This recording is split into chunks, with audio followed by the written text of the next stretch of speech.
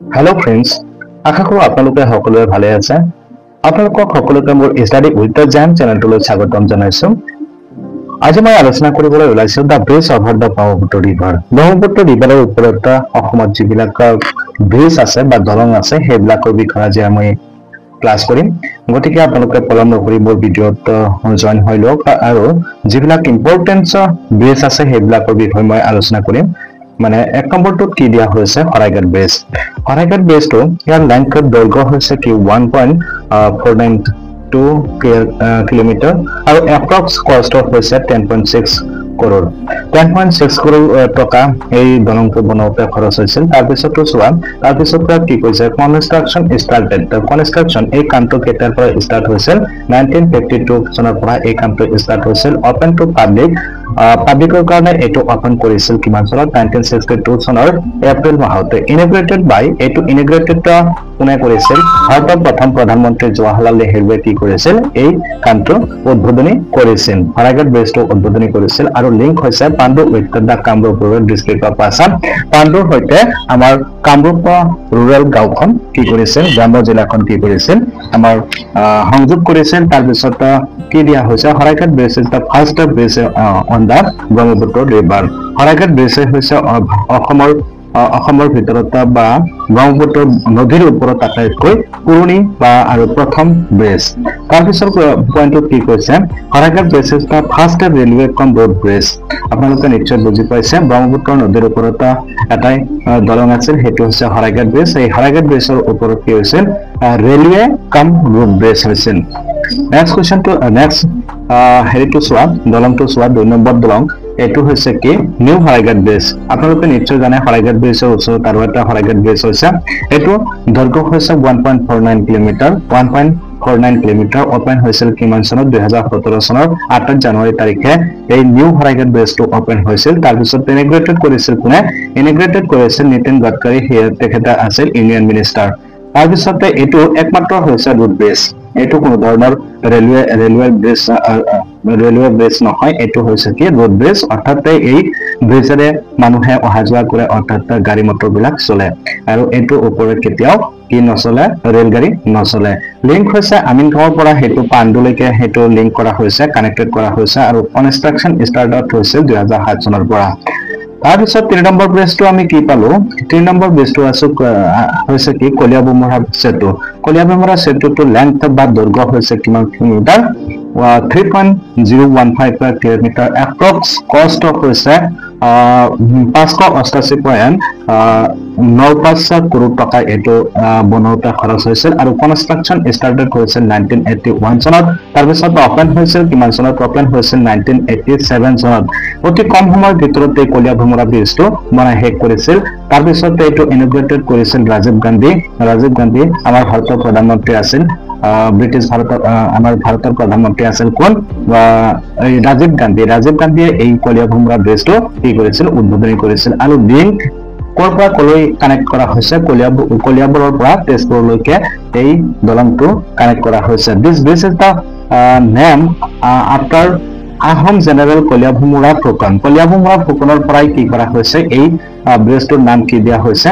ব্ৰিজটোৰ নাম দিয়া হৈছে কি? কলীয়াভোমোৰা সেতু। কলীয়াভোমোৰা সেতু। এইটো অনলি ৰোড ব্ৰিজ। এইটো ৰেলৱে কোনো ধৰণৰ হেৰি নাই, এইটো ৰোড ব্ৰিজ। তাৰপিছত আগতে চোৱা 4 নম্বৰটো হৈছে কি? 4 নম্বৰ ব্ৰিজটো চাওক আপোনালোকে।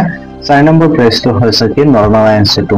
নৰনাৰায়ণ সেতু। ইয়াৰ লেংথ বা দৈৰ্ঘ্য হৈছে 2.84 কিলোমিটাৰ আৰু এপ্ৰক্স কষ্ট হৈছে কিমান কিলোমিটাৰ? 301 কৰোৰ টকা এইটো নৰনাৰায়ণ সেতুটো বনাওঁতে খৰচ হৈছিল। তাৰপিছত কনষ্ট্ৰাকশ্যন ষ্টাৰ্টেড। এইটো কেতিয়াও নেটত এতিয়ালৈকে পোৱা যোৱা নাই কেতিয়া কনষ্ট্ৰাকশ্যন ষ্টাৰ্ট হৈছিল। আৰু এইটো পাব্লিকৰ বাবে অপেন কৰিছিল কিমান চনত? পাব্লিকৰ বাবে অপেন হৈছিল 1998 চনত।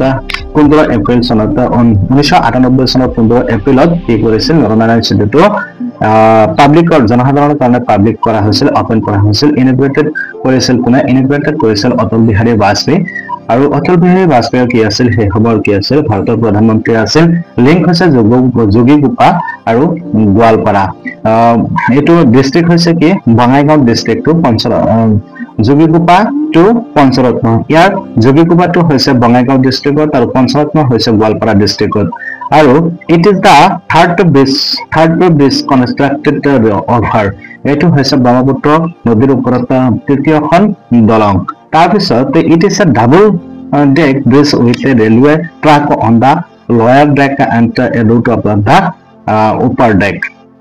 Next to Bogeyville Bridge to corporate construction by Hindustan Construction Company.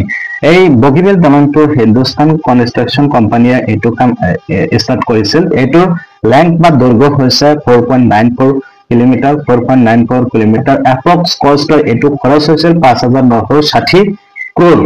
কरोड़ टका एटो बनाउते बगीबल ब्रिज तो बनाउते खरच হৈছিল কনস্ট্রাকশন স্টাर्ट হৈছিল কিমান সনত 21 এপ্ৰিল 2002 সনৰ পৰা আৰু ওপেন হৈছে কিমান সনত 2018 সনত জনসাধাৰণৰ কাৰণে ওপেন কৰা হৈছে 25 ডিসেম্বৰ তাৰিখে আৰু ইনগ্ৰেটেড কৰিছিল আমাৰ ভাৰতৰ প্ৰধানমন্ত্ৰী কোন বৰ্তমানৰ প্ৰধানমন্ত্ৰী নৰেন্দ্ৰ মোদী ডাঙৰীয়া আৰু লিংক হৈছে ধেমাজি টু ডিব্ৰুগড় ডিস্ট্ৰিক্ট এটো হৈছে ৰুটকম ৰেল ব্ৰিজ যেটো সেকেন্ড এছিয়া বুলি কোৱা হয় এছিয়া মহাদেশৰ ভিতৰত সেকেন্ড এটো দৈৰ্ঘ্য হৈছে আৰু এটো দলংটো ৰুটকম ৰেল ব্ৰিজ তাৰ মানে কি এটো ওপৰেদি ৰেল গাড়ীও চলাচল কৰে তাৰ পিছত কি চলাচল কৰে গাড়ী মটৰো চলাচল কৰে তাৰ পিছত সোৱা ভূপেন হাজৰিকা সেতু এটো অসমৰ ভিতৰত আটাইতকৈ ডাঙৰ ব্ৰিজ বুলি কোৱা হয় ধলাচুদিয়া ব্ৰিজ বুলি কোৱা হয় এটো লেন্থ বা দৈৰ্ঘ্য হৈছে 9.15 কিলোমিটাৰ এপ্ৰক্স cost আছে 1000 crore এটো বনাওতে খৰচ হৈছে 1000 crore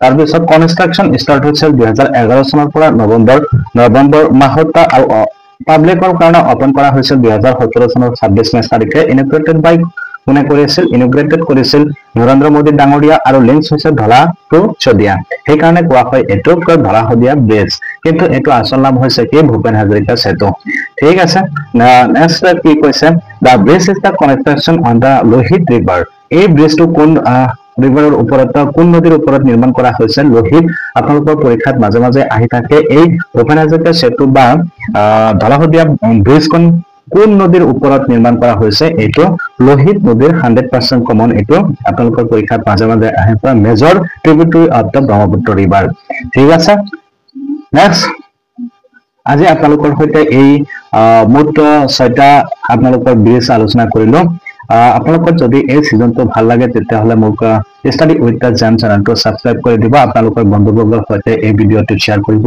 কাৰণ আপোনালোকৰ বন্ধু বান্ধৱী কিজানি এই অসমৰ ব্ৰহ্মপুত্ৰ নদীৰ ওপৰত কিমান কেইটা মানে জনপ্ৰিয় ব্ৰিজ আছে হেতু বিষয়ে কিজানি নাজানে এইটো ভিডিঅ চালে নিশ্চয় তেওঁলোকে গম পাব আৰু আপোনালোকৰ যদি কিবা আপোনালোকে কোনটো টপিকৰ ওপৰত দিলে আপোনালোকে বেছি ভাল হ'ব গতিকে মোক ষ্টাডি উইথ দা জাম চেনেলটো সাবস্ক্ৰাইব কৰি দিব আৰু আপোনালোকে যিকোনো ধৰণৰ ভিডিঅ' মোক কমেন্ট কৰিব মই ভিডিঅ' বনাবলৈ চেষ্টা কৰিম ঠিক আছে আজি ইমানেই থ্যাংক ইউ